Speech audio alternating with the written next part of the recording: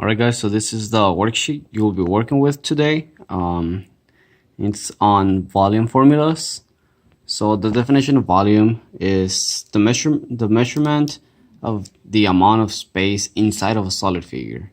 So here in this worksheet you see we have lots of solid figures. So these solid figures, they all are classified. So first I want to go over prisms. So prisms, they are a solid figure whose face and faces are the same. Notice these will be the end faces.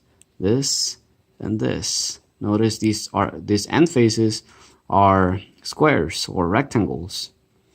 Now this other prism, this is the end face, and this is the other end face, and they are triangles. Now how do we determine the names of these prisms? Well, this prism, we can call it a rectangular prism because of course the end faces are rectangles, or also there can also be called the bases are rectangles. And this one, the bases or the end faces are triangles, so this is a triangular prism. So rectangular prism, triangular prism. All right, then we have the pyramids. So pyramids are solid figures whose base is a polygon, and the sides are triangles with a common vertex. So notice that this will be the base, this shaded area would be the base, this shaded area would be the base. Notice that the sides are triangles, the sides are triangles. It's a triangle, the other side will be a triangle as well.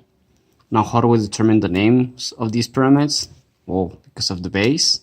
So this has a square base, so it's called a square pyramid. This has a triangular base, so this is called a triangular pyramid.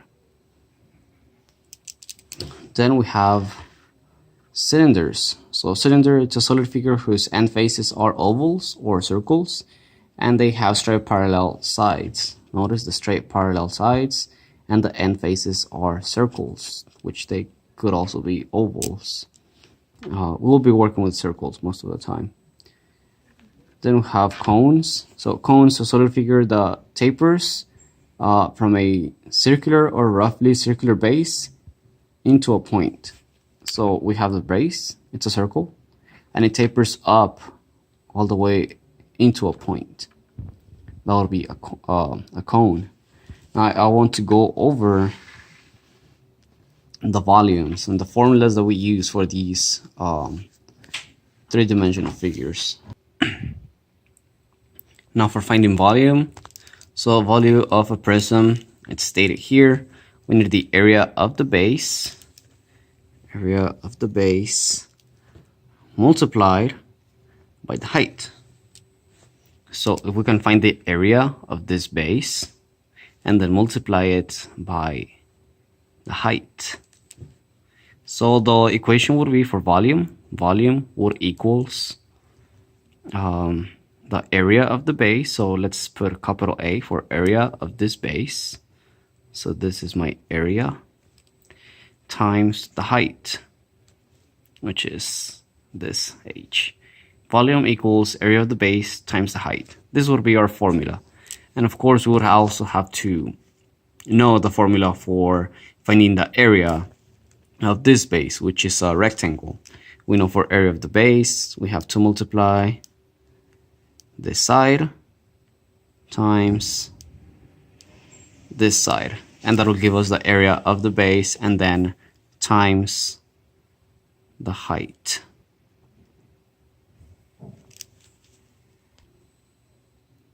Now for the volume of pyramids, again we have the area of the base multiplied by the height, and we have something else, and we also have to divide by 3.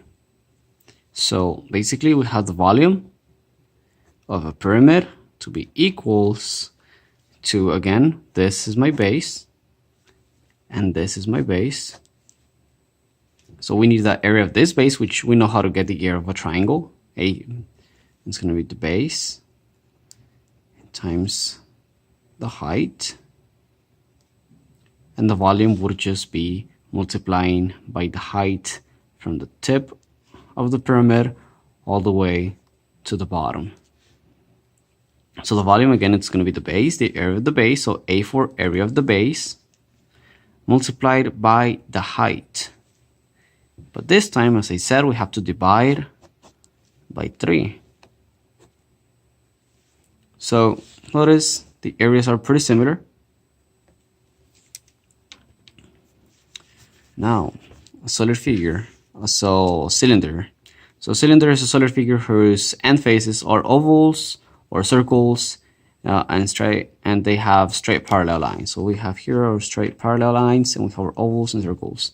So the volume of this, so the cylinders, the volume, V for volume, equals the area of the base. So again, the area of this base, which for area of the base, we have the radius, which is also given up here.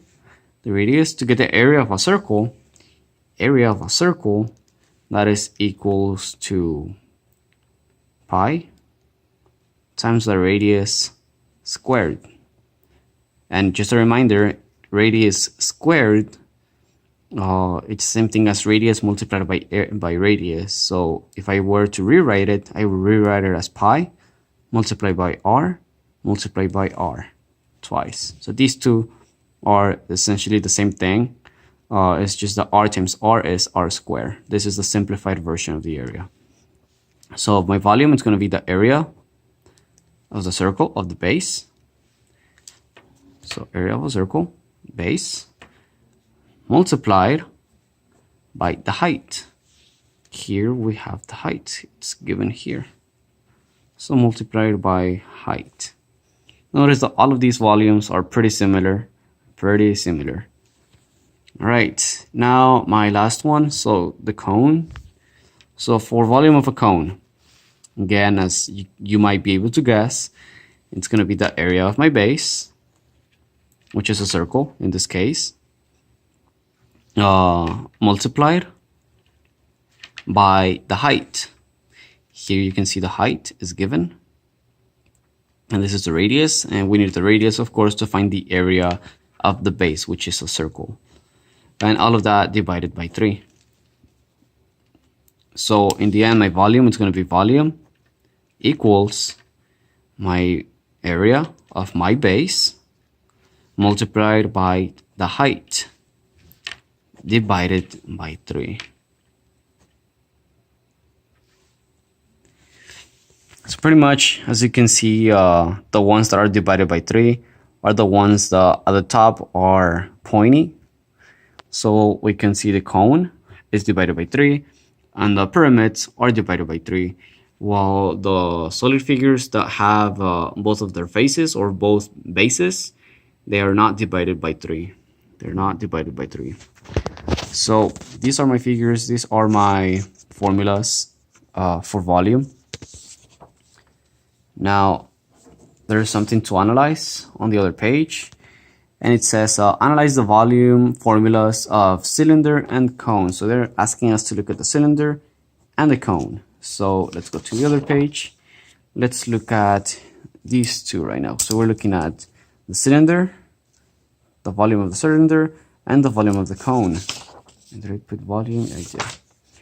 So volume of the cylinder and volume of the cone, we're looking at these two. What do the areas have in common? So as we can see, both areas require us to find the both volumes require us to find the area of the base, which we see both bases are circular bases, times the height, and then divided by 3. So right over here, I can see that basically the thing that they have in common, it's the area. So what does the formulas have in common? It would be area multiplied by the height. Now, what do they don't have in common? It's what they don't have in common. What's one thing that you can notice in these areas that one of them has and the other one doesn't? And that would be that the cone is divided by 3, but the cylinder is not. So V for volume of cone is divided by 3.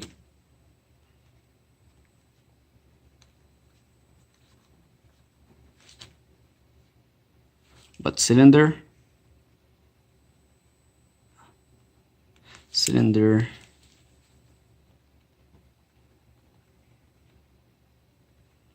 is not. Now, what can you conclude with this? Well, pretty much, if the volume of my cone is a third of the volume of the cylinder, I can pretty much say that I can take 3 cones and put them into a cylinder. You can take 3 cones and put them into a cylinder, because notice that I can take the my volume of my cylinder, the volume of my cone, and if I multiply it by 3, it gives me equals to just a h. These 3 cancel out, which in fact would be the area of my cylinder. So pretty much with this, I can conclude the volume of the cone or the volume of the cylinder is 3 times the volume of the cone. So what can I conclude? Volume of cylinder is 3 times the volume of the cone.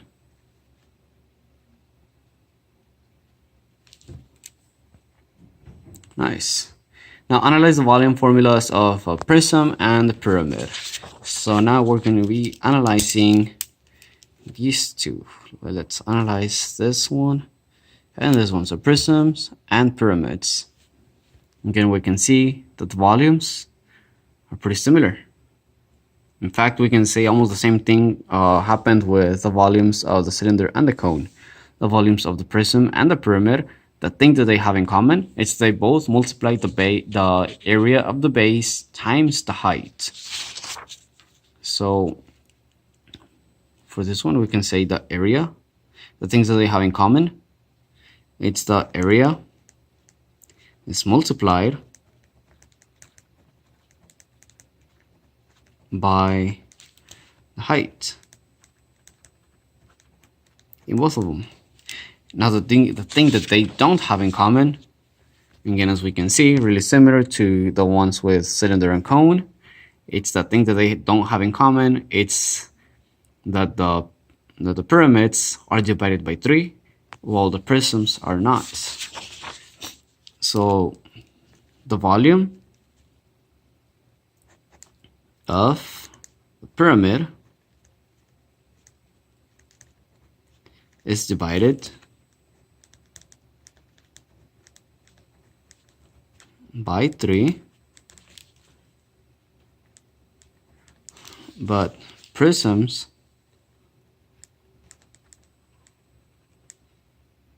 is not. Nice. What can you conclude with this? Again, we go back to the same thing. If we take, let's say, the volume of my pyramid, I'm gonna write it here. Volume of my pyramid is my area of the base times the height divided by 3.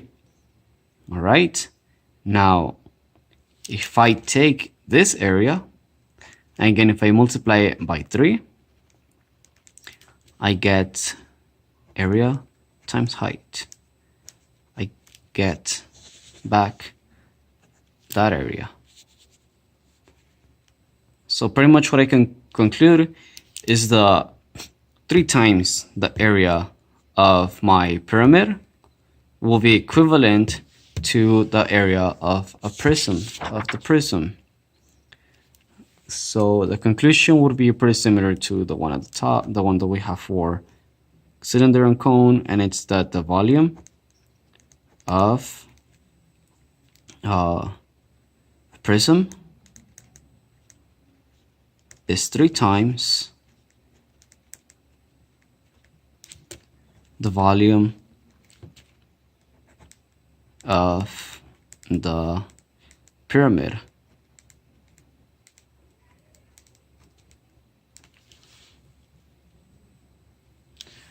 Nice. So I went over all of this, but one thing has to be let me make something clear. These things, the conclusions that we have come up with, and the things that we have written so far, they apply only if my pyramid and my prism have the same base and the same height. So if the base and the height of if the base, this base, is the same as this base, and the height, this height, is the same as this height, then the conclusions that we made on the other page and this is true. Only if my bases are the same and my height is also the same. Same thing goes with this one. If my base, my circular base, the area of my circular base is the same, or the same thing, if these two bases are the same and these two heights are the same, then again, this here is true. Only if the base is the same and the height is also the same. Now, on the other page, I'm going to do one exercise with you. So it says, Jeanette has a rectangular prism. She is filling with popcorn.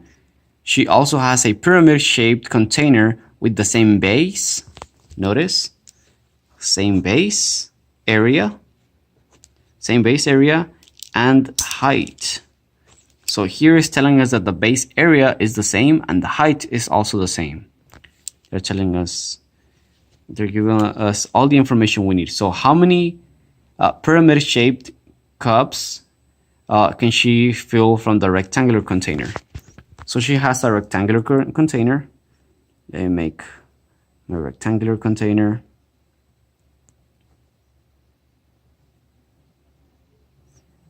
So this is, sorry, my not so perfect rectangle. My rectangular container where she has the popcorn, and then she has a pyramid shaped container with base, with rectangular base.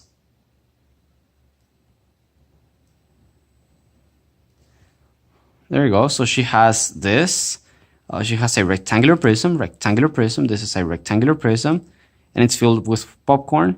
And she also has a pyramid-shaped container with the same base area. So the pyramid-shaped has the same base area and same height. So it means this base area is the same thing as this base area, and the heights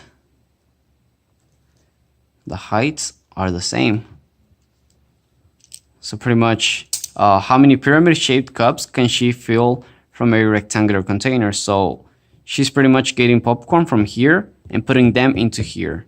How many of these pyramid containers can she fill up if she has this prism container filled with popcorn? The answer would be 3 pyramid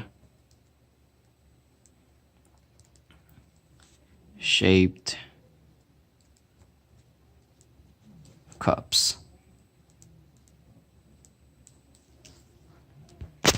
She can fill 3 pyramid shaped cups. And how do we know that? Again, if we go back here, we know that 3 times the pyramid shapes will give us back the prism. So she needs 3 pyramid-shaped cups to fill up this rectangular prism. For number 2, I'll let you do that one. It's pretty similar. Contains the same idea. In this case, we have 8 ounces of soda. You don't have to do any calculations here. Just again, rationalize this. How do you know how many in this case cylindrical? He has a cylindrical cup and a cone-shaped cup. So cone-shaped cup and cylindrical cup. So how many cone-shaped cups can he fill from the cylindrical cup? All right. So for this one, I want you to make your drawings of a cylindrical cup, and also the cone-shaped cup. So I need both of those drawings: the cone-shaped, and the cylindrical cup. I need both of those. Okay, now part 2 of this lesson. So the part 2 of this lesson, it's again dealing with volume. So we see a picture here of CDs. There you go, picture of CDs. And the question is, what can you say about the base of these 2 piles of CDs? So look at the bases. Well, we know that the base is going to be a square, and we know that both bases are going to be the same. So what do we know about both of these bases? That the bases are the same. So what can you say about the bases of these 2 piles of CDs? We can say the bases are the same.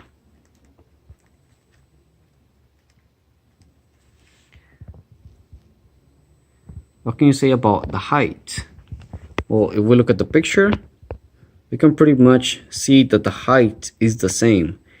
Well, I could say that the only thing that they did, they just kind of like tilted the first pile of CDs. They just tilted it over, like they just moved the CDs over so that the piles would be tilted.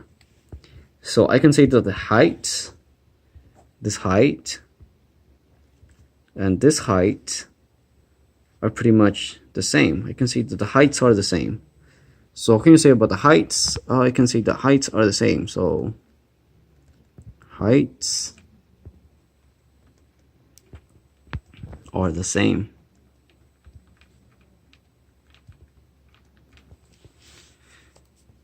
Now, what can you say about the volume?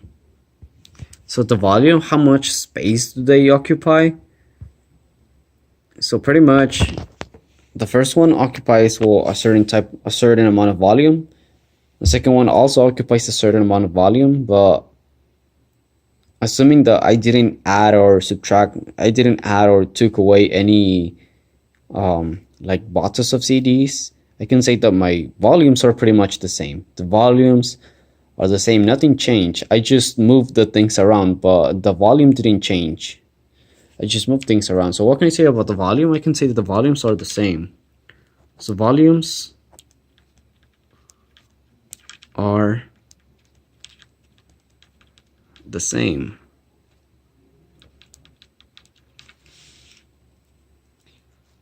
Nice. Now we have something a little bit more abstract, just